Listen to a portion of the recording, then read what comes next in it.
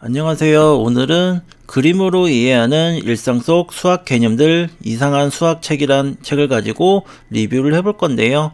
그림으로 있어서 상당히 재미있었던 책이고요. 혹시 로또를 하시는지 모르겠는데 집에 로또 장난감이 있습니다. 그래서 이걸로 로또를 가끔씩 하는데 과연 우리는 로또를 사는 게 이득일까요? 한번 책에서 알아보겠습니다. 이 책은 북라이프에서 2020년 3월에 출판한 책으로 저자는 벤 올린입니다. 쉬운 수학이라는 게 있을까요? 어려운 문제는 복잡한 계산이 필요해서 어렵죠. 그래서 이해하기 쉽게 알려주는 선생님이 매우 중요합니다. 이상한 수학책은 쉬운 수학책일까요? 한번 알아보겠습니다. 당신이 로또줄에서 만난 10사람. 로또를 구매하는 타입 중에서 게이머 타입이 있습니다. 돈벌이는 무슨 그냥 재미로 하는 거지 이런 타입인데요. 먹고 살기 위해서가 아니라 즐거움을 위해 사는 사람들입니다. 만약에 보너스 현금 1만 달러를 주는 매사추세츠 복권이 있다고 생각을 해볼게요. 복권 뒷면에는 옆에 보는 것처럼 복잡한 당첨 확률이 있습니다. 이 복권의 한 장의 가치는 얼마일까요? 100만 장이 있다면 다음과 같은 장수가 나온다고 합니다. 복권 가운데 20%는 당첨이라고 하네요. 당첨금을 모두 더해서 보니까 100만 달러를 투자해서 70만 달러를 벌 수 있다고 합니다. 한마디로 정부 호주머니에 직접 30만 달러를 꽂아준 셈입니다. 이러한 것을 복권의 기대값이라고 하는데요. 계속 복권을 샀을 경우 복권 한 장당 벌게 될 돈의 액수를 기대값이라고 합니다. 로또를 구매하는 타입 중 똑똑한 바보 타입도 있는데요. 공부밖에 할 줄 모르는 바보들이 기대값을 대상으로 저지르는 일이 있다고 합니다. A 복권에 1천만 달러를 투자한다고 생각하면은 1달러당 0.1달러를 잃습니다. B 복권에 1천만 달러를 투자하면 1달러당 0.1달러의 이윤이 생깁니다. 기대값에 혹한 사람들의 눈에는 B는 황금 같은 기회인데요. 그리고 A는 똥덩어리만도 못한 사기라고 생각을 할 수가 있습니다. 만약 빌 게이츠가 1달러를 주면은 10억 분의 1의 확률로 100억 달러를 준다면 기대값을 계산하면 당신의 입안에서는 군침이 돕니다. 10억 달러를 투자했을 때 예상되는 수익이 무려 100억 달러이기 때문이죠. 당신이 간신히 100만 달러를 모아 투자를 한다고 생각해 볼게요. 10억 달러의 0.1%를 투자한 건데요.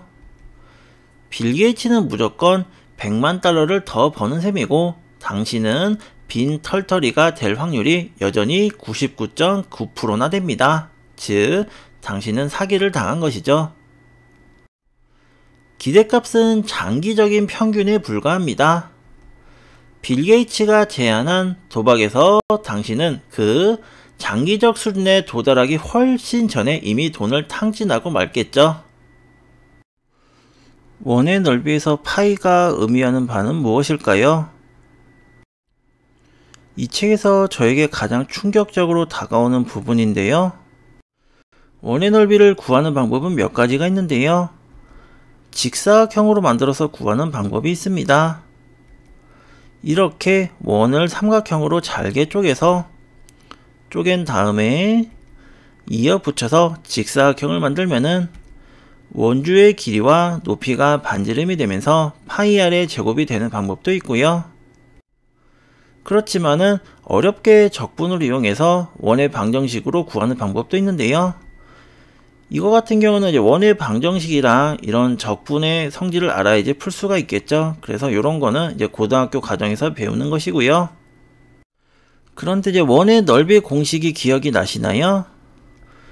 반지름의 제곱 곱하기 파이라고 배웠을 텐데 기억이 나실까요? 혹시 파이가 여기서 무슨 의미일까요? 반지름을 기준으로 원을 4등분을 해보겠습니다. 한 등분을 네모로 그릴게요. 그리고 이 도형은 반지름이 R인 정사각형이 될 겁니다. 그렇게 한다면은 정사각형이 4개가 있겠죠.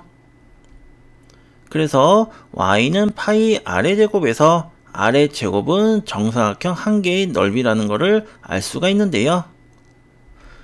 그래서 보면은 파이의 의미는 r의 제곱, 즉 정사각형이 파이개 혹은 배에 있다는 것입니다. 이게 무슨 소릴까요? 즉 파이는 3.14 땡땡땡이라고 학교에서 배웠는데, 이게 도대체 제가 얘기하는 게 무슨 의미냐면은 파이는 숫자죠. 문자가 아닙니다. 숫자입니다. 엄밀하게. 그래서 우리는 단순하게 원의 넓이 공식을 외웠는데 파이를 숫자라고 생각하고 공식을 새롭게 보니까 정사각형이 3.14 땡땡땡 있는 원의 넓이라는 것을 알 수가 있습니다. 평생을 그냥 파이 r 제곱이라고 외웠습니다. 그런데 파이를 문자가 아닌 3.14개로 보니까 정사각형이 3.14개 정도가 있는 게 원의 넓이구나, 이런 새로운 관점을 보여준 게 너무나 신기했습니다. 그런데 뭐 저만 신기할 수도 있으니까요. 이런 식으로 새로운 관점을 보여줬던 게 재미있어서 소개를 해봤습니다. 비이성적인 종이 A4. 저자는 미국인으로 인치에 익숙하기에 8.5나 11인치가 좋은데 미국을 나가면은 21cm, 29.7cm로 하는 게 너무나 끔찍하다고 합니다. A4는 가로가 21cm에 세로 29.7cm인데요. 29.7을 21로 나누어 보니 대략 1.414였습니다. 수학을 하는 사람들은 익숙한 루트와 비슷한 숫자죠. 루트 2와 보기 좋게 같은 값이 나오는 소수는 없습니다. 그러한 분수도 없습니다. 계속 해보아도 완전히 같은 수는 만들 수가 없는데요. 수학 교사처럼 종이를 쓸 일이 많은 사람이라면 아주 기분 좋은 일입니다. 종이 2장을 접어서 종이 1장 위에 완벽하게 포개 놓을 수가 있기 때문이죠. 그리고 우리가 쓰는 A4 같은 종이는 짧은 길이, 중간 길이, 긴 길이가 R배, R배식으로 길어진다는 특징이 있는데요. 그래서 R을 곱하고 R을 곱하면 그게 R의 제곱이 되고 결국 짧은 길이와 긴 길이가 2배가 되는 특징이 있어서 그게 바로 R제곱이 2. 그래서 우리가 아는 R은 루트 2배라는 것을 알 수가 있습니다. 야심찬 조각가는 왜 빈털터리가 되었을까? 약 2300년 전에 그리스의 알렉산더 대왕의 공격을 물리친 기념으로 조각가 카레스에게 멋진 기념상을 제작해달라고 사람들이 의뢰를 했습니다.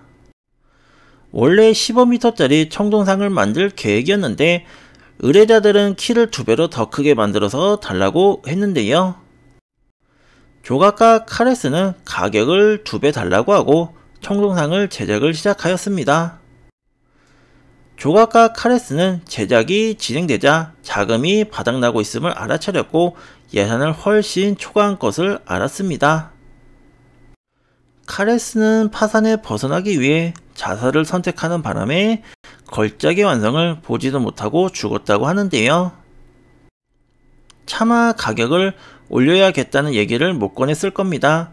3D 도형의 치수를 2배를 키우면 과연 어떤 일이 일어날까요? 가로 2배, 세로 2배, 높이 2배를 하면 부피는 8배가 됩니다. 아주 놀랍지만 뻔하게 부피는 아주 빨리 커지는데요. 3배씩을 키우면 27배가 되겠죠.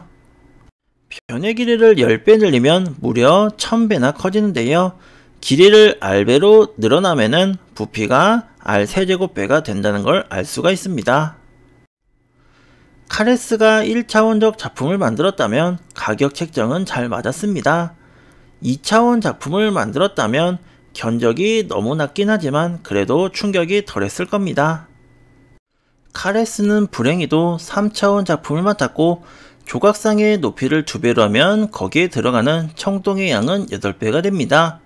세계의 불가사의 중 하나인 로도스의 거상은 3차원이라는 단순한 이유 때문에 그 창작자를 죽음으로 내몰고 말았습니다.